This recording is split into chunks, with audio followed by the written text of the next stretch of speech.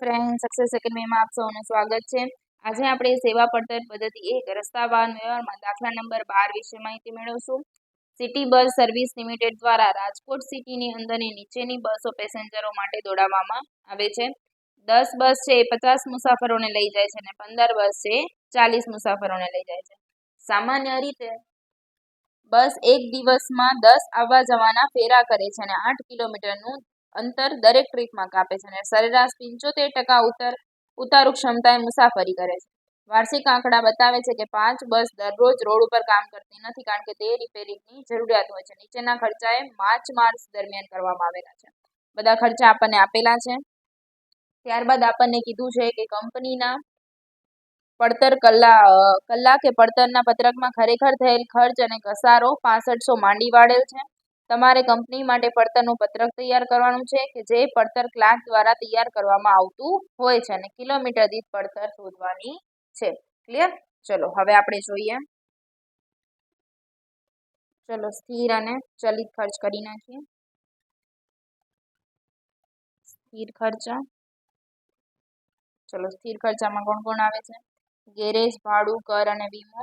Direct આજે આપેલા છે, માસ દરમિયાન જ આપેલા છે, એટલે આમાં કાંઈ વાર્ષિક નથી, એટલે કન્વર્ટ કરવાની કોઈ જરૂર આવતી નથી. ચલો ગેરેજ ભાડું કેટલું આપેલું છે? 2500. ત્યારબાદ રોડ અને વાહન વેરો 500.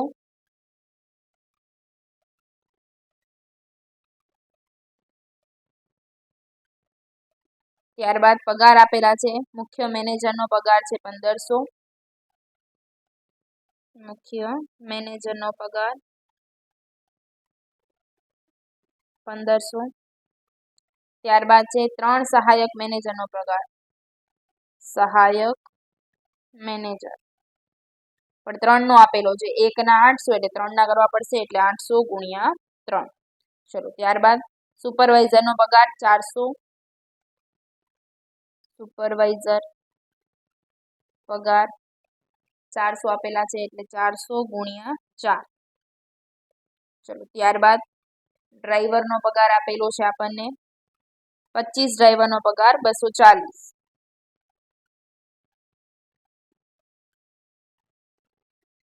એટલે 240 ગુણ્યા 25. ત્યારબાદ ક્લીનરનો પગાર આપેલો છે 100. 30 છે એવા. ક્લીનરનો પગાર એટલે 100 ગુણ્યા 30. ચલો ત્યારબાદ ઓફિસ સ્ટાફનો પગાર આપેલું છે ડાયરેક્ટ 4000. Office staff 4000. ચલો ત્યારબાદ વપરાશી સ્ટોર્સ આપેલું છે 4500. આપણે ચલિતમાં લખીશું. વપરાશી સ્ટોર્સ કેટલું આપેલું છે? 4500. ત્યારબાદ પેટ્રોલ 24000.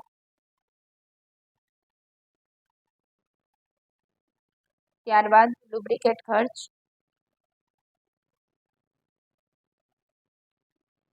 એ આપેલો છે 5500. ટાયર ટ્યુબ ખર્ચ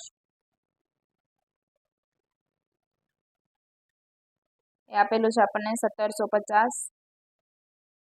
ગેસ અને પાવર 350. પરચુરણ ખર્ચા છે ઉપર લખીશું 1800. અને રિપેર ખર્ચ કેટલા આવશે? 3500. ચલો ત્યારબાદ વધારાની પણ ઇન્ફોર્મેશન તમને આપેલી હતી. ઘસારો આપેલો છે 6500, લખી નાખીએ. ઘસારો 6500. ક્લિયર? ચલો ત્યારબાદ બધાનો સરવાળો કરી નાખીએ. કુલ સ્થિર ખર્ચા અને અહીંયા આવશે કુલ ચલિત ખર્ચા.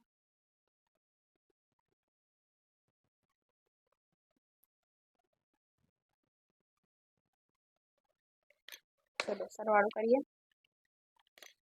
કેટલા? 800 ગુણ્યા 3 કેટલા આવશે? 2400. 400 ગુણ્યા 4 1600.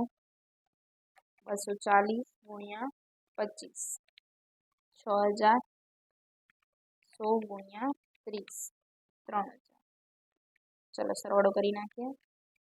2500 plus 500 plus 1500 plus 2400 plus 1600 plus 6000 plus 3000 plus 4000 plus 1800 એટલે કેટલા આવશે? 23,300. ચલો ચલિતનો કરી નાખીએ.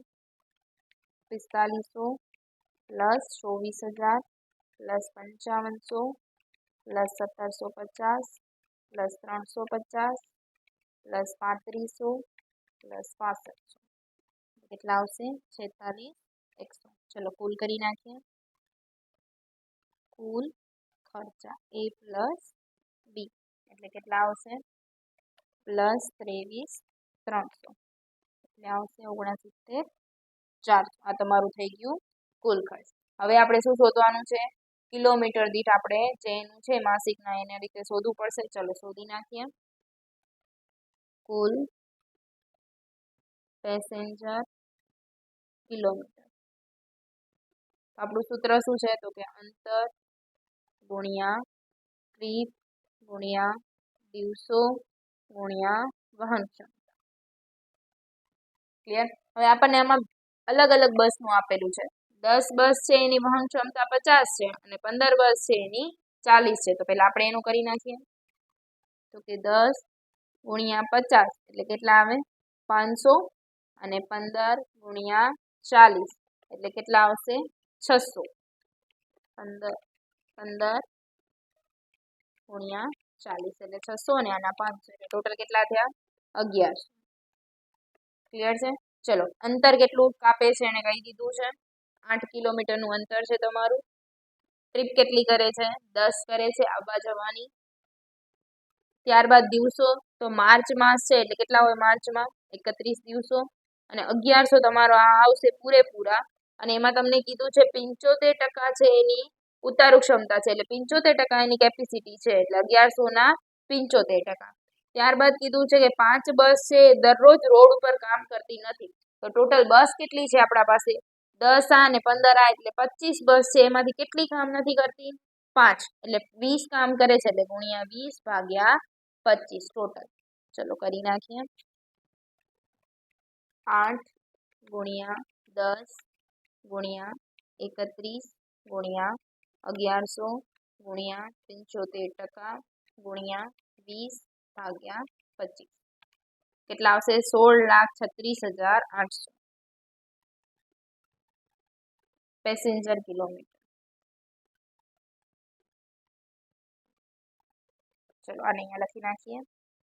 16,36,800 કેટલા આવે છે? 16,36,800 કરી નાખીએ. ચલો ભાગાકાર 23,300 ભાગ્યા 16,36,800 એટલે કેટલા આવશે?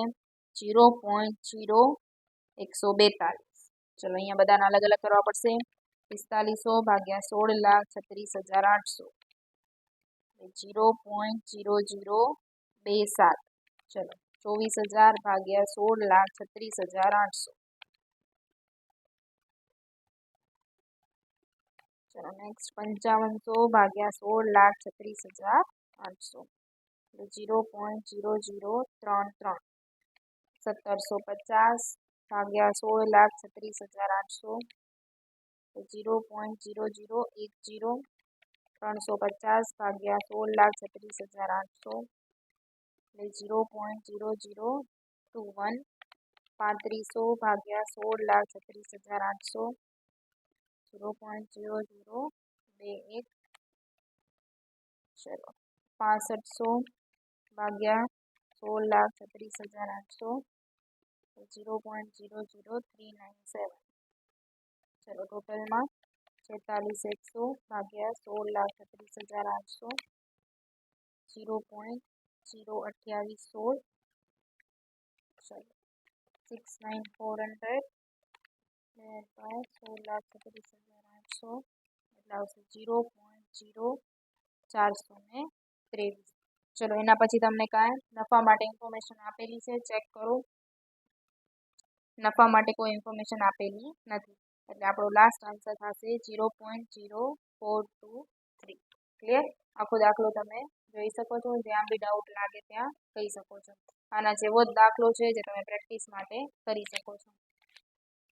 જે 18 નંબરનો દાખલો છે, આપણને 10 બસ છે એના માટે 90% ભરાય છે અને 5 બસ છે એના માટે 75% ભરાય છે. ખાલી એટલો જ અલગ પોઈન્ટ છે, બાકી સેમ ટુ સેમ છે. જો તમને એવું હોય તો હું ખાલી એક પોઈન્ટ કરાવી દઉં છું, બાકી આગળનું તમે જાતે કરી શકો છો. ચલો, દાખલા નંબર 18. કુલ પેસેન્જર કિલોમીટર. તમને શું કીધું છે? પેલા આપણે સૂત્ર લખીએ, અંતર ગુણ્યા ટ્રીપ ગુણ્યા દિવસો ગુણ્યા વહન ક્ષમતા. ચલો, જતા ફેરે અને વળતા ફેરે અલગ અલગ કરવું પડશે. ચલો, શું શું આપણને આપેલું છે પેલા તો એ જોઈ લઈએ. 40 મુસાફરોને લઈ જવાની છે. દરેક બસ ટ્રીપ 6 ટ્રીપ કરે છે. 20 કિલોમીટરનું એક બાજુનું અંતર કાપી લે છે. ચલો, 20 કિલોમીટરનું અંતર કાપે છે. ત્યારબાદ ટ્રીપ કેટલી કરે છે અને કેટલી કીધી ટ્રીપની? 6 ટ્રીપ કરે છે. ત્યારબાદ દિવસો 25 દિવસ કામ કરે છે. હવે રહી વહન ક્ષમતાની વાત. તો વહન ક્ષમતા કઈ રીતે આવશે આમાં? તો કે 10 બસો છે એ 90% ભરાય છે. 90% ભરાય છે એટલે કેટલી ટોટલ કેટલા આવે છે પેસેન્જર? 40 પેસેન્જર છે. 40 ના 90% કરી નાખીએ. 40 ગુણ્યા 90% એટલે કેટલા આવશે? 36. આ કઈ બસ છે? 10 બસ વાળી, એટલે કે 10 ગુણ્યા 36. ક્લિયર છે? કરીએ આપણે. 20 ગુણ્યા 6 ગુણ્યા 25 ગુણ્યા 10 ગુણ્યા 36 એટલે કેટલી આવશે? 10,80,000. હવે આ એકનું છે, આપણે એને રિટર્નનું બી લેવાનું છે. હજી ગુણ્યા 2 કરી નથી, કેમ કે 15 બસનું બી અલગ કરવું પડશે. એટલે ગુણ્યા 2 એટલે રિટર્નનું બી થઈ જશે ગુણ્યા 2 એટલે કેટલા આવશે? 21,60,000. ક્લિયર છે? હવે આનું કરીએ વળતાનું ફેરે, એટલે કે બીજાનું. એનામાં બી કેટલા કિલોમીટર છે આપણા? 20 કિલોમીટર જ આવશે. 6 ટ્રીપ આવશે. 25 દિવસો આવશે. આટલું તો સેમ જ રહેશે. હવે એની કેટલી બસ છે? 5 બસ છે. અને કેટલા ટકા ભરાય છે? 75%. તો 40 ના 75% કાઢી નાખીએ એટલે કેટલા આવશે? 30. અને એના પર રિટર્ન આવશે એટલે ગુણ્યા 2. ચલો, કરી નાખીએ. 20 ગુણ્યા 6 ગુણ્યા 25 ગુણ્યા 5 ગુણ્યા 30 ગુણ્યા 2 એટલે કેટલા આવશે? 9 લાખ.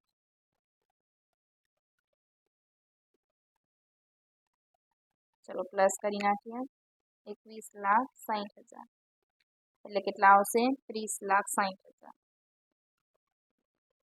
આ 15 બસ 10 બસ માટે છે અને આ 15 બસ માટે, સોરી 5 બસ માટે.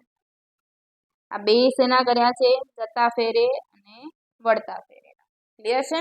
આ 30,60,000 તમને પેસેન્જર કિલોમીટર મળી ગયું. ચલો, ત્યારબાદ દાખલા નંબર 22 છે, જે આપણે કર્યો. દાખલા નંબર 12 જેવો જ છે, સિમિલર જ. વહન ક્ષમતા એમાં કોઈ અલગ આપેલું નથી, એટલે તમે દાખલા નંબર 22 ની પણ પ્રેક્ટિસ કરી શકો છો. 22 અને 18 ની પેસેન્જર કિલોમીટર આપણે કરી નાખ્યું છે. આગળનું તમે ચેક કરી શકો છો. ક્લિયર? આના જેવો હવે બીજો કોઈ આપણો સમ રહેતો નથી. નેક્સ્ટ લેક્ચરમાં આપણે થોડોક આનાથી અઘરો દાખલો શીખીશું. Thank you.